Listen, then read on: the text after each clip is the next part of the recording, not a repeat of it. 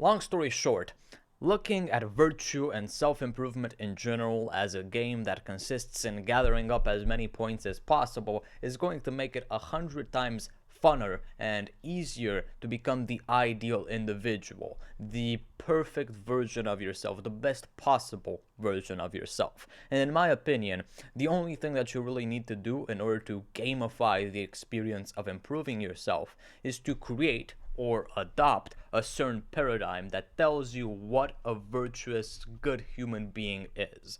Now, in this video, I'm going to show you my own paradigm that I've created for myself in order to improve myself. Jesus. In order to improve myself, and you could either borrow some things from it, or create your own using the exact same structure. But I guarantee you that if you follow the advice in this video, you will become 100 times better by the end of, I don't know, your life. as a kind of shallow promise. Now, I wrote here as a little preemptive note. If you literally visualize yourself climbing up the social ladder, the ladder of human quality, it is going to be so much easier. You know it is going to be so much easier. And it will be intuitive to do the things that improve you, because status and power are the best motivations besides attention and love. If we look at the three main meanings of life, motivators of life, Freud said that it was pleasure, Alfred Adler said that it was power, and Viktor Frankl said that it was meaning. I say we combine all three in order to become the best possible human being.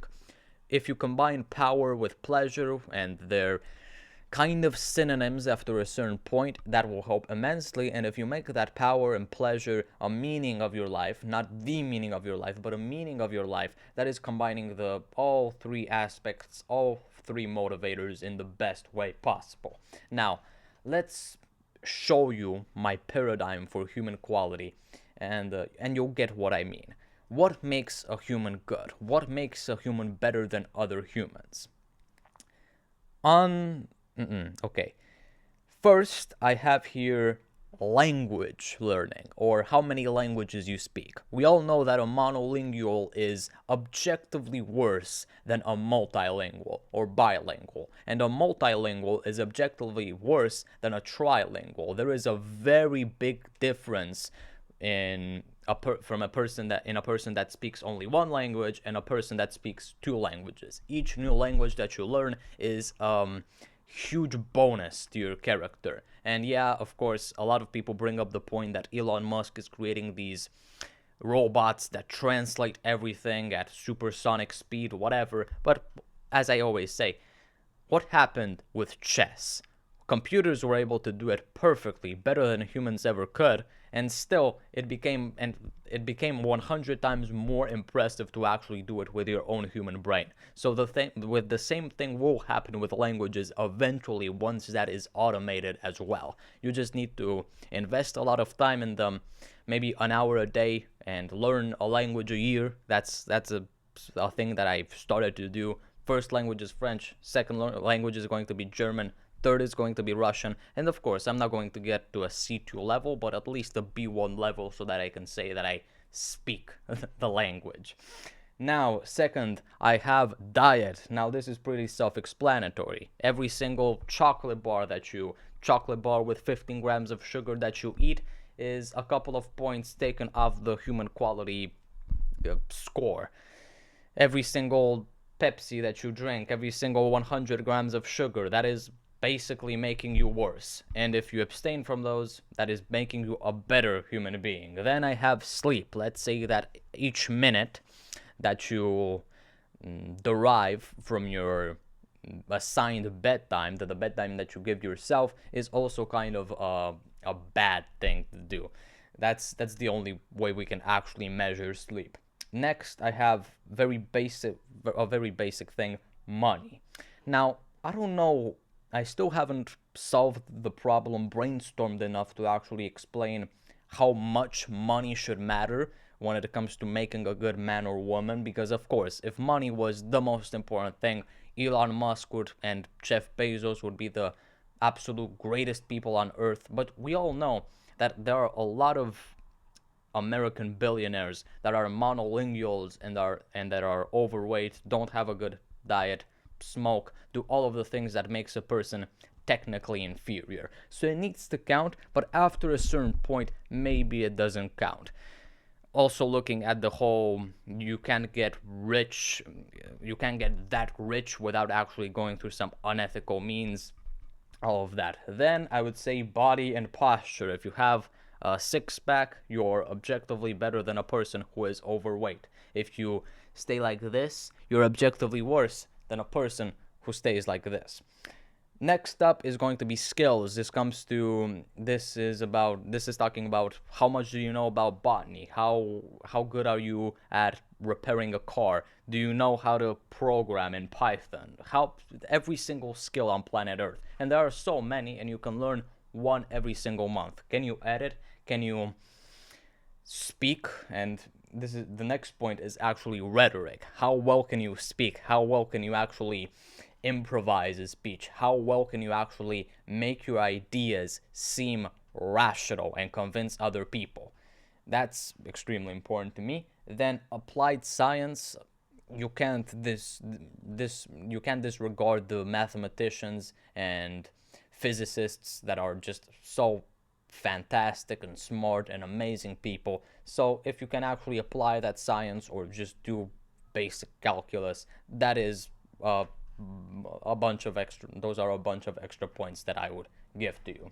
Then I have some basic addictions like smoking and caffeine. I don't think caffeine is going to be seen as healthy in a couple of years, so maybe you should stop drinking it at such a high rate. I'm 14 years old, so I don't drink caffeine because duh. But also, smoking is a lot more important. If you smoke, each cigarette is basically making you worse, so that's a logical one that can be measured. Caffeine can also be measured. And then a little more abstract one would be your children. Let's say that half of the points that your children accumulate through this paradigm, through this little game, are given to you because you raised the child. Let's say you're responsible for maybe half of the things that they do. They still get the points, but you get half of those points too. Damn, this sounds silly. And I also wrote here that remember that some things cannot really be measured, but have a huge impact on how you will be perceived by others and yourself. So, take this with a pinch of salt. Obviously, you don't need to actually keep a tally of how many points you're gathering up every single day, how many points you're losing. Oh, I ate a slice of cheesecake today. That's -5 points in the human quality spectrum. Oh, I learned a new skill today. That's plus 100 points on the human quality spectrum. I went to bed on time, on the exact minute, 9:30, whatever. That's no points. That's 0 points. That's fantastic, amazing. I slept well. How the hell do I measure that? No. Some things are also completely immeasurable. Immeasurable. I think that's the right way of saying it. If you're completely antisocial, you can't really measure the human quality on that. Like, how antisocial are you? That doesn't really work. I would also take swearing into account. I don't think it makes you a really respectable human being to swear like a monkey, but whatever. But at the end of the day, I do think this is something that has changed my life. Actually looking at every single action and keeping a tally of how it affects me in the long term. Every single time I go in the park for a run, at the park for a run, every single time that I eat something that I shouldn't, every single time that I practice a new skill, every single time that I sit down to learn French, every single time that I think how cool I am because I don't drink alcohol, smoke, or consume caffeine. All of that, I think, has made me a better human person. And in a couple of years, I also asked myself in a kind of overdose of hubris, how will I be at 16 years old? Because I picture something pretty good. And I'm sure that if you adopt a similar paradigm that is logical and most importantly, based in reality, you will also relate to me.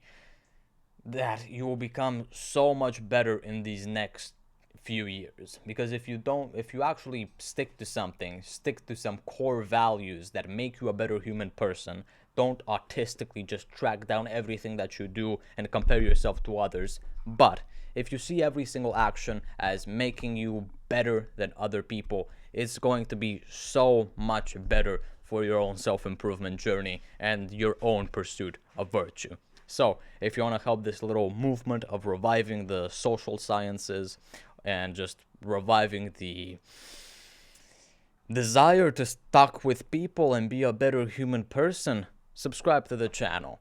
And don't forget to send this to someone you love.